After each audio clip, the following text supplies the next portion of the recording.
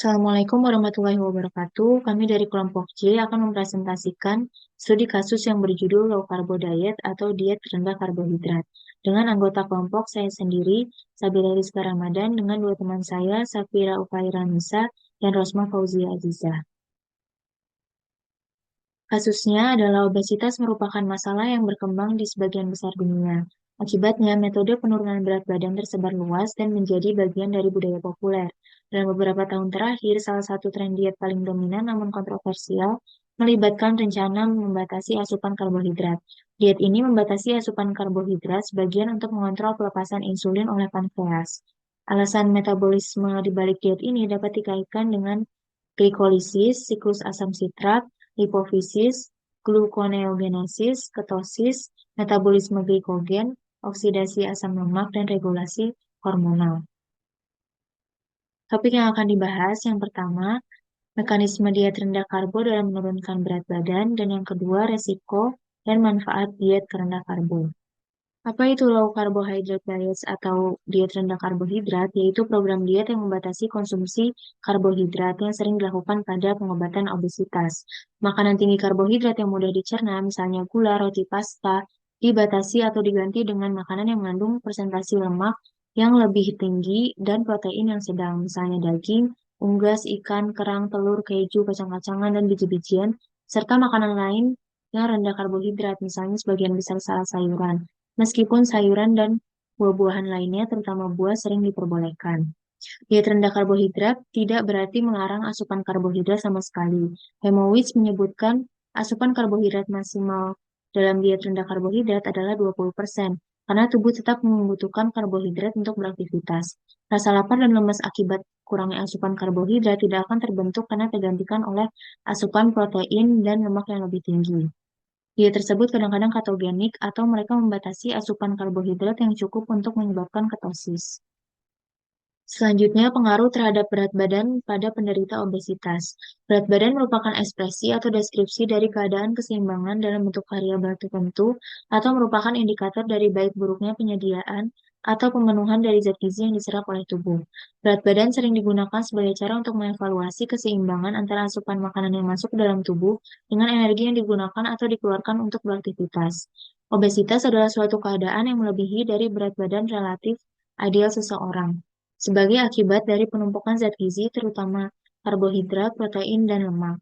Kondisi tersebut disebabkan oleh ketidakseimbangan antara konsumsi energi dan kebutuhan energi, yaitu konsumsi makanan yang terlalu banyak dibandingkan dengan kebutuhan atau pemakaian energi yang lebih sedikit.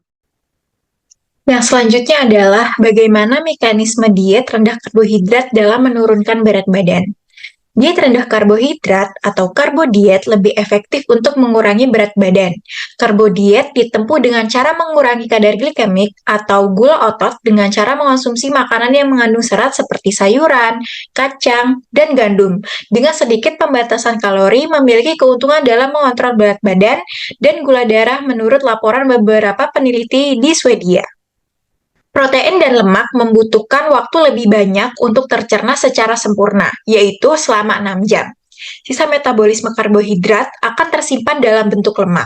Karbohidrat yang pada dasarnya mengandung glukosa merupakan sumber energi yang paling mudah diuraikan tubuh ketimbang protein atau lemak yang material dasarnya berupa asam amino dan asam lemak. Karbohidrat membutuhkan waktu urai selama 4 jam. Dengan diet rendah karbohidrat, asupan karbohidrat kompleks akan dikurangi, sehingga tubuh akan terprovokasi untuk memproduksi energi melalui cadangan lemak yang kerap tersimpan di perut, lengan, serta paha. Inilah yang membuat diet karbohidrat efektif dalam menurunkan berat badan. Ketika asupan karbohidrat berkurang secara drastis, metabolisme tubuh akan memasuki proses ketosis, yaitu membakar cadangan lemak untuk mendapatkan sumber energi. Ketika lemak dibakar dan menjadi sumber energi utama, berat badan pun akan berkurang. Pembatasan asupan karbohidrat harian ke level yang sangat rendah akan mereduksi kadar glikogen hati. Dengan demikian, maka terjadi penekanan produksi glukosa hati. Reduksi pada produksi glukosa endogen dengan pembatasan karbohidrat adalah tujuan utama untuk menekan glikogenolisis hati. Hasil dari penelitian menunjukkan bahwa pemeliharaan ketersediaan karbohidrat sistemik setelah 1 minggu diet pembatasan karbohidrat mengalami perubahan menyeluruh dalam produksi glukosa endogen, asupan glukosa, dan oksidasi karbohidrat.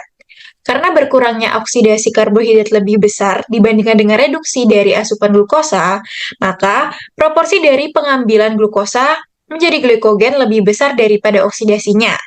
Ini juga tampak jelas dari data bahwa konsumsi kalori adekuat atau cukup. Meskipun asupan karbohidrat minimal, ini membantu mencegah hipoglikemia. Berarti kadar gula dalam darah masih normal. Selanjutnya adalah manfaat dari diet rendah karbohidrat adalah yang pertama, menurunkan berat badan secara signifikan dan aman diterapkan dalam jangka waktu yang lama. Yang kedua, menurunkan resiko dislipidemia. Dislipidemia itu adalah kolesterol atau lemak yang tidak normal di dalam darah. Yang ketiga, menurunkan gula darah. Yang keempat, mempercepat pembakaran lemak. Yang kelima, mencegah penyakit diabetes, penyakit metabolik, dan epilepsi. Serta yang ketujuh, menjaga kesehatan jantung dengan cara membantu menurunkan kadar trigliserida. Selanjutnya, resiko dari diet rendah karbohidrat. Yang pertama, berbahaya bagi masalah kesehatan seperti gagal ginjal. Karena gagal ginjal dengan mengonsumsi terlalu banyak protein itu menempatkan tekanan pada ginjal yang akan menyebabkan gagal ginjal. Yang kedua adalah osteoporosis dan batu ginjal. Sejumlah sel kalsium itu terkuras atau dikeluarkan di dalam urin, sehingga dalam jangka waktu yang lama itu akan meningkatkan resiko penyakit osteoporosis dan batu ginjal. Selanjutnya, kolesterol tinggi yang diakibatkan karena makanan-makanan yang tinggi lemak. Yang keempat, mempercepat perkembangan penyakit kardiovaskular. Hal ini tuh diakibatkan karena asupan lemak jenuh yang tinggi pada low carb diet. Selanjutnya, ada kanker karena menghindari makanan yang mengandung karbohidrat, vitamin, mineral, serat, antioksidan, dan zat-zat yang dikandungnya. Karena itu, pentingnya mendapatkan protein dari diet kayak biji-bijian, buah-buahan, dan sayuran. Selanjutnya adalah unhealthy metabolic state atau ketosis. Diet rendah karbohidrat ini dapat menyebabkan tubuh mengalami metabolisme berbahaya yang disebut ketosis karena membakar lemak daripada glukosa untuk kebutuhan energi. Selama ketosis ini, tubuh membentuk zat yang dikenal sebagai keton. Nah, keton ini tuh dapat menyebabkan organ gagal serta asam urat, batu ginjal, atau gagal ginjal lainnya.